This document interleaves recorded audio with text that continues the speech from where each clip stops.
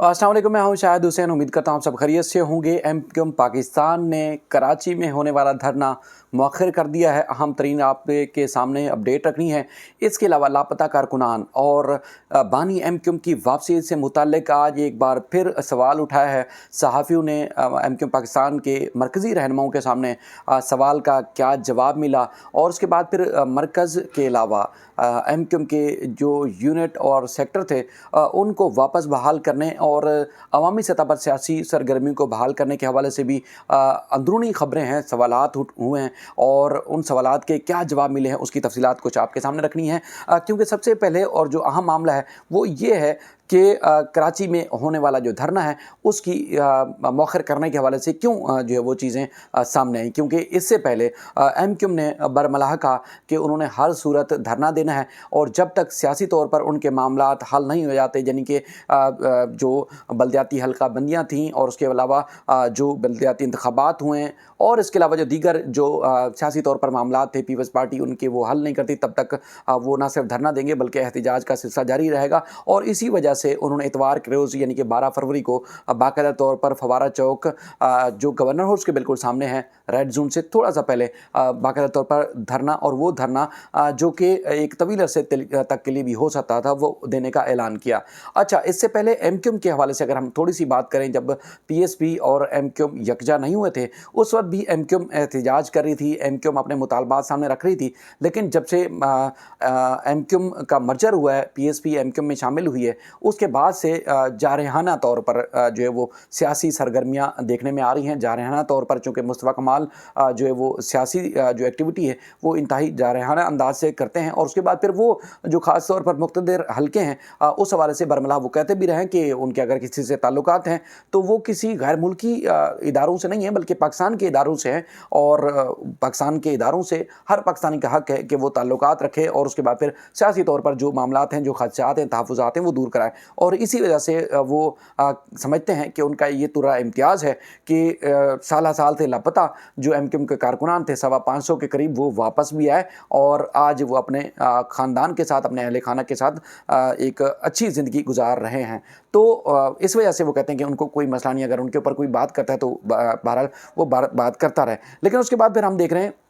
जब से एमक्यूएम मजबूत हुई है, यानी कि पीएसपी का जो है मर्जर हुआ, उसके बाद फिर कोई भी सियासी एक्टिविटी हो तो उसमें पहले की निस्बत आवाज़ जो है उनकी बहुत ज़्यादा सुनी भी जा रही है और एक बासर आवाज़ के तौर पर जो है वो सामने आ रहे हैं। तो इस वजह से हमने देखा कि जब धरने का ऐलान किया गया तो उस वक्त पीपल्स पार्टी ख़ास तौर पर, उसके बाद फिर जो दीगर हल्के हैं वो काफ़ी मुतहरिक हुए कि धरना मौखर करवाना है, क्योंकि इन दिनों PSL के इवेंट्स हैं और उसके बाद फिर जो अमन मशक़ें हैं वो हो रही हैं, गैर मुल्की मंदूबीन आए हुए हैं। तो इस वजह से जो ये यानी कि एक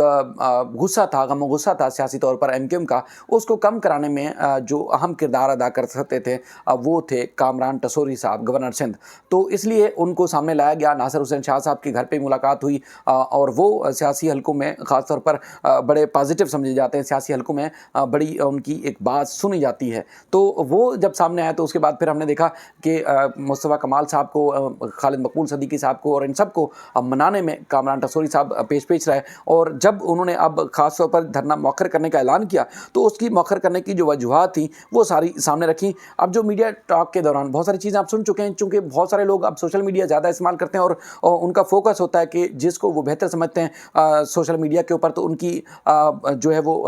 ख़बर वो सुने, और वो चीज़ें जो मीडिया पर खुल के रिपोर्ट नहीं हो सकती वो सोशल मीडिया के ज़रिए जो सारी मालूमात हासिल करते हैं। तो वो वजूहात जो रखी गई हैं वो मैं आपके सामने रखता हूँ। उसमें उन्होंने जो भादराबाद मरकज़ है, गवर्नर सिंध आए और उन्होंने राब्ता कमेटी से मुलाकात की, मुज़ाकरात किए, और उसके बाद फिर बाकायदा तौर पर जो धरना था उसको मौखर करने की प्रेस कॉन्फ्रेंस की। कामरान टसोरी साहब ने उस वक्त मीडिया से बातचीत करते हुए कहा कि इस वक्त पाकिस्तान की सलामती और दुनिया में जो तशस्सुस है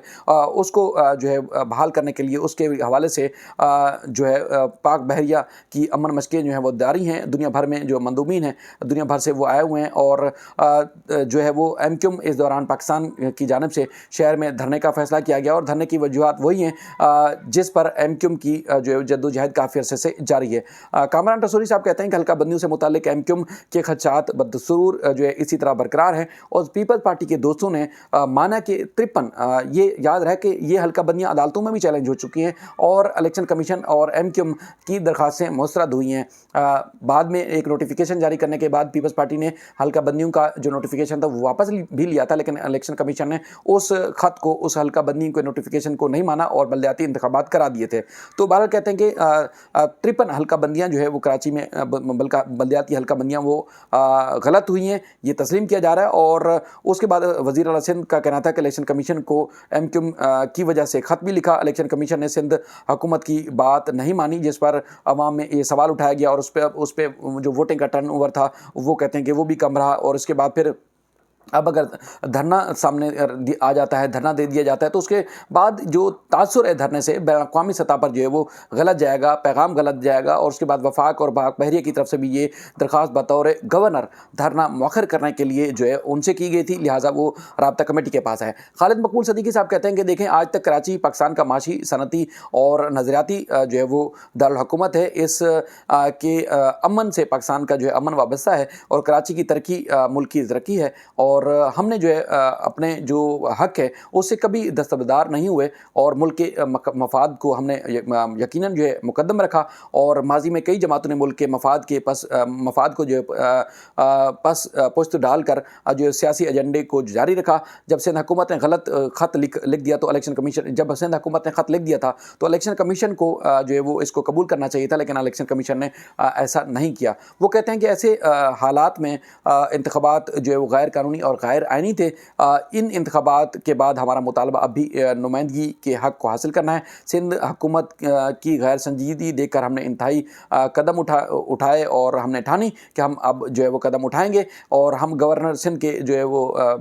से मुलाकात की हमने और मुशावरत की और असूली जो उनके जो मुतालबात हैं उससे कभी जो है वो दस्तबरदार नहीं होंगे। बहरहाल उन्होंने कहा कि चूँकि जैसे अमन मशक़ें हैं, अमन कॉन्फ्रेंस है वो जारी है, तो इसलिए हमें नहीं लगता कि हम जो है वो इस तरह करें और ना ही हम चाहते हैं कि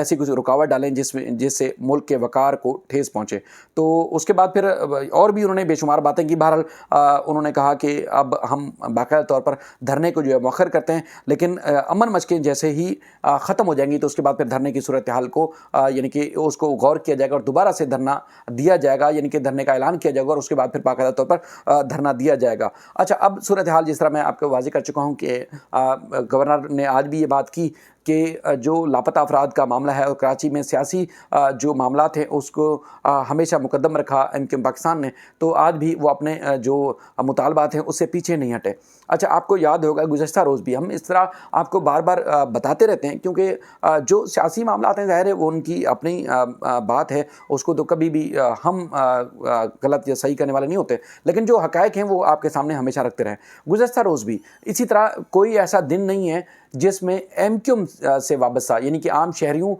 किसी भी सियासी तौर पर किसी भी ज़ात पात यानी कि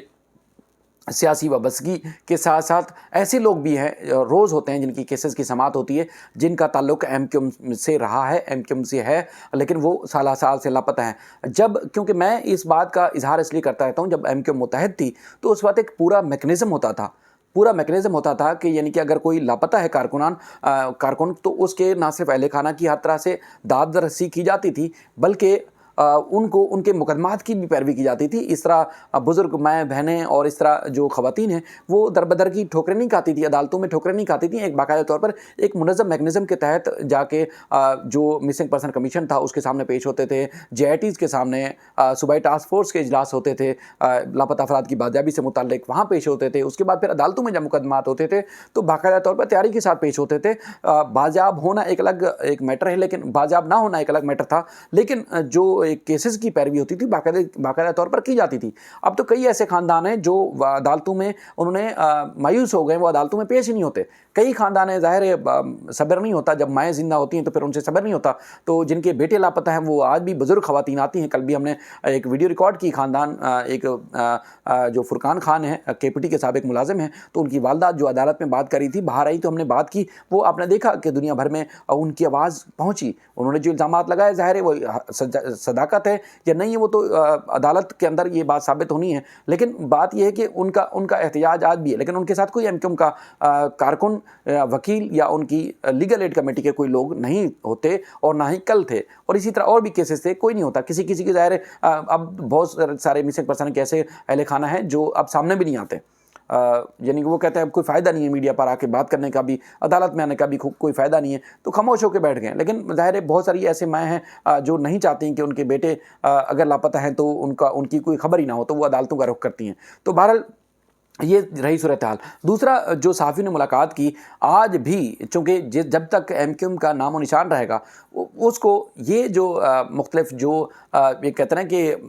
مختلف حلقے ہیں، وہ اس بات کو تسلیم کرتے ہیں کہ جب تک ایم کیو ایم کا نام رہے گا، بانی ایم کیو ایم کا نام ایم کیو ایم کے ساتھ جڑا رہے گا، کبھی بھی اس کو الگ کوئی نہیں کر سکتا۔ ہاں، اپنی بات جس میں ایم کیو ایم کے تمام جو رہنما ہیں وہ کہتے ہیں کہ ایم کیو ایم بانی کا جو ہے وہ چیپٹر کلوز ہو چکا، تو جب یہ صحافیوں کو موقع ملتا ہے، جب صحافیوں کا چونکہ ایک عوام کی ایک نبض بھی چیک کر رہے ہوتے ہیں کہ عوام کے اندر کیا تاثرات ہیں، تو عوام کے سوالات صحافی رہنماؤں کے سامنے رکھتے رہتے ہیں۔ ہم نے بھی بارہا جب بات ہوتی ہے پریس کانفرنسز میں، جب موقع ملتا ہے عدالتوں میں پیشی کے دوران، تو اس دوران بھی پوچھتے ہیں، تو آج بھی بہادر آباد مرکز میں صحافیوں نے سوالات کیے، تو ان کا یہ کہنا تھا کہ اگر صحافیوں نے سوال کیا کہ اگر بانی ایم کیو ایم واپس آتے ہیں، ایم کیو ایم پاکستان الگ ہے، ایم کیو ایم بانی کی ایک پوری ایک کمانڈ ہے اور ان کے ساتھ بھی بے شمار لوگ ہیں، عوام کی طاقت بھی ان کے ساتھ ہے، تو پھر کیا ہوگا؟ تو ان کا کہنا تھا کہ ہمیں تو دیکھیں کوئی نہیں روک سکتا نا، مطلب ہماری سیاست جو ہے اس کو کوئی نہیں روک سکتا، ہم اپنے طور پر جو سیاست کر رہے ہیں وہ اسی طرح کرتے رہیں گے۔ باقی ان کے لیے بھی چونکہ وہ تو سمجھتے ہیں، انہوں نے کہا کہ ویسے دیکھا جائے تو پاکستان میں ان کا